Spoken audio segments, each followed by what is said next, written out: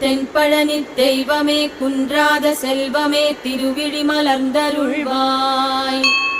குன்றிருக்கும் இடமெல்லாம் குடிகொண்ட குமரனே கண்திற எழுந்தருள்வாய்.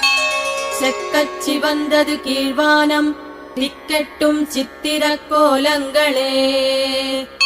கொக்கரக்கோ கோழியும் கூவிற்று குரலது கேட்கவில்லையோ.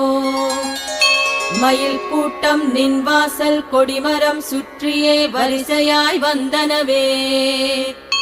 ஒயிலாக அவையாடும் நடனங்கள் காணவே முன்விழி திறவாய் நீ. சிறகடித்துப் பறக்கும் பறவைகள் உன் கோயில் வலம் வந்து வணங்கிடுதே. ஒரு குயில் பண்பாட ஒரு குயில் பதம் பாட